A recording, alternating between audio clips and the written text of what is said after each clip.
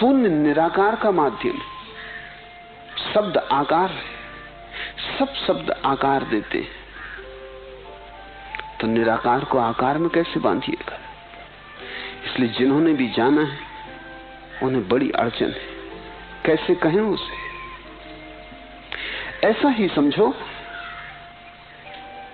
कि तुमने एक सुंदर संगीत सुना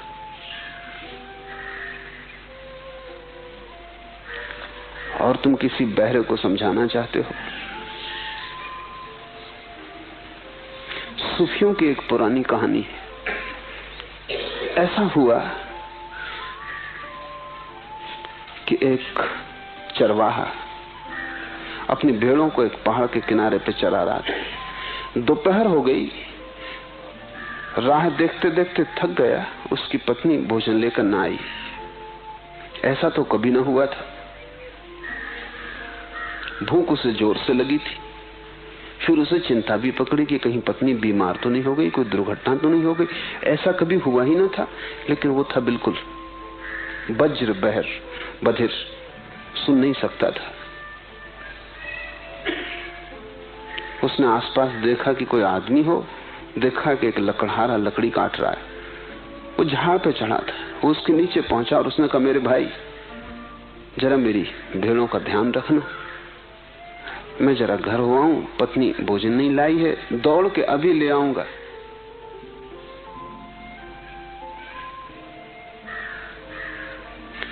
वो आदमी भी बहरा था जो लकड़ी काट रहा था।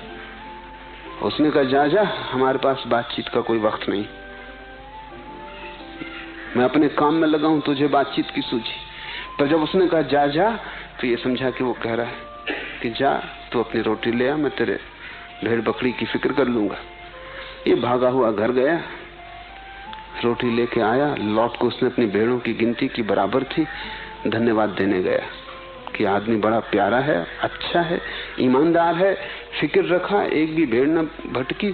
फिर उसे ख्याल आया धन्यवाद कोरा क्या देना। एक लंगड़ी भेड़ थी उसके पास, उसे आज नहीं कल काटना ही था। सोचा ये से भेंट कर दें। लंगड़ी भेड़ लेके आया और उसने कहा कि मेरे भाई बड़े बड़े धन्यवाद, तुम्हारी बड़ी कृपा, ये भेड़ स्वीकार कर लो, ऐसे भी इसे काटना ही था। वो दूसरे बहरे ने कहा, तेरा क्या मतलब? मैंने तेरी भेड़ लंगड़ी की? विवाद बढ़ गया, क्योंकि वो एक चिल्ला रहा था कि मैंने तेरी भेड़ देखी नहीं, मुझे मतलब क्या, और दूसरा कह रहा था मेरे भाई इसको स्वीकार कर लो। तो दोनों बहरे थे और बड़ी कठिनाई थी। एक राहगीर एक घोड़े पर, एक चोर जो घोड़े को चुरा के जा रहा था, वो रास्ता भटक गया था। वो इन दो आदमियों से पूछने आया था। इन दोनों ने उसको पकड़ लिया। वो भी बहरा था। वो समझा कि पकड़े गए, यही घोड़े के मालिक है। ये दोनों उससे कहने लगे कि भाई जरा इसको समझा दो कि मैं भेड़ भेंट दे रहा हूं और ये नाहक नाराज हो रहा है, चिल्ला रहा है। और वो दूसरा बोला कि मैंने इसकी भेड़ों का कोई छुआ भी नहीं, लंगड़े होने का कोई सवाल नहीं। उस तीसरे ने कहा, भाई घोड़ा जिसका भी हो ले लो, मुझसे जो भूल हो गई मुझे माफ करो।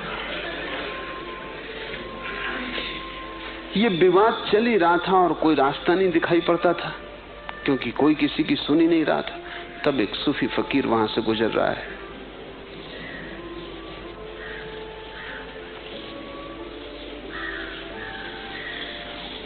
उसे तीनों ने पकड़ लिया और कहा कि हमारा मामला सुलझा दो। उसने मौन की कसम ले रखी थी, जीवन भर के लिए चुप हो गया था। समझ लिया उसने तीनों का मामला, लेकिन अब करे क्या? तो पहले उसने जो घोड़े पर सवार चोर था उसकी आंखों में गौर से देखा। उसने इतने गौर से देखा कि थोड़ी ही देर में घोड़े का चोर बेचैन होने लगा कि यह आदमी या तो सम्मोहित कर रहा है या क्या इरादे। वो इतना घबरा गया कि छलांग लगा अपने घोड़े पे चढ़ा और भाग गया। तब उस सूफी फकीर ने दूसरे आदमी की आंखों में देखा जो भेड़ों का मालिक था। उसको भी लगा कि ये आदमी तो बेहोश कर देगा, देख ही जाता अपलक। वो जल्दी से सिर झुका के अपनी भेड़ियों को खदेड़ के अपने घर की तरफ चल पड़ा। तब उसने तीसरे की तरफ देखा, वो तीसरा भी डरा, उसकी आंख बड़ी तेजस्वी थी। जो लोग चुप रहते हैं बहुत देर तक, उनकी आंखों में एक अलग तेज आ जाता है, क्योंकि सारी ऊर्जा इकट्ठी होती है और आंख ही अभिव्यक्ति का माध्यम रह जाती है।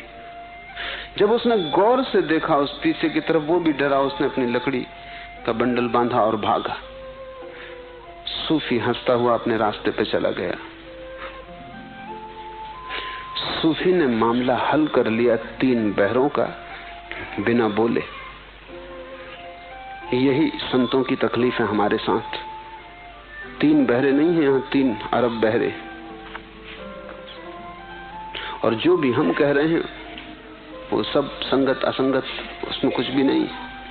कोई किसी की नहीं समझ रहा है। जिंदगी में संवाद तो हो ही नहीं रहा है, विवाद चल रहे हैं। संत क्या करें? जिन्होंने मौन रहना सीख लिया है वे क्या करें? बोलने का कोई उपाय नहीं है। वे कितना ही बोले, वो सूफी फकीर कितना ही बोलता तो भी वे 3 बहरे को समझ न पाते। 3 की जगह 4 उपद्रव वहां हो जाते। उसने सिर्फ आंख से गौर से उन्हें देखा। संतों ने सिर्फ तुम्हारी तरफ गौर से देखा है और हल करने की कोशिश की, और जो उनके भीतर समाया है वो तुम्हारी आंखों में उंडेलना चाहा है। इसलिए साध संगत की बात करते हैं नानक कि साधुओं के साथ रहो अगर समझना है जो उन्होंने जाना है। संगति करो, सत्संग करो। सुनने कहने से बहुत न होगा। कुछ कहा जाएगा, कुछ तुम समझोगे, लोग बहरे हैं। कुछ बताया जाएगा, कुछ तुम देखोगे, लोग अंधे हैं।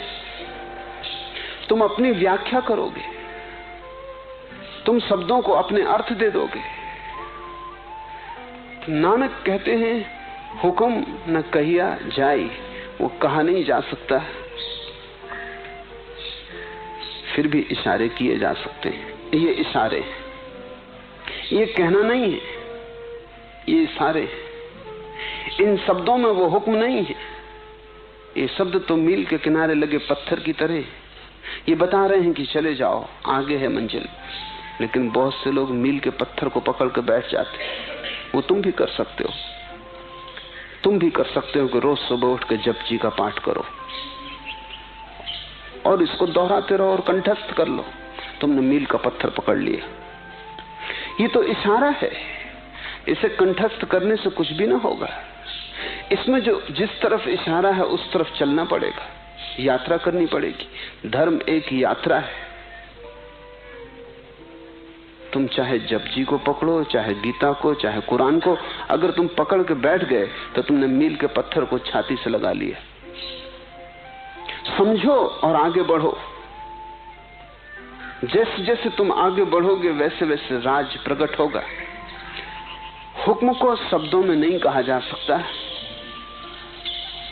हुक्म से ही जीवों की उत्पत्ति होती है, हुक्म से ही बड़ाई मिलती है, हुक्म से ही कोई छोटा है कोई बड़ा है, हुक्म से सुख दुख की प्राप्ति होती है। थोड़ा सोचो, जब तुम्हें दुख मिलता है तो तुम किसी को जिम्मेवार ठहराते हो। अगर जिम्मेवार ही ठहराना है तो हुक्म को जिम्मेवार ठहराओ। पति दुखी है तो सोचता है पत्नी जिम्मेवार है, पत्नी दुखी है तो सोचती है पति जिम्मेवार है, बाप दुखी है तो सोचता है बेटा जिम्मेवार है। अगर जिम्मेवारी ही देनी है तो परमात्मा को दो, उससे छोटे में काम न चलेगा। लेकिन बड़ा मजा है, तुम जब भी दुखी हो तो अपने आसपास जिम्मेवारी किसी के कंधे पे टांग देते हो, और जब भी तुम सुखी हो तब तुम खुद मानते हो कि मेरे ही कारण मैं सुखी हूं। ये तर्क किस भांति का है? सुखी हो तब तुम अपने कारण, और दुखी हो तब किन्हीं और के कारण।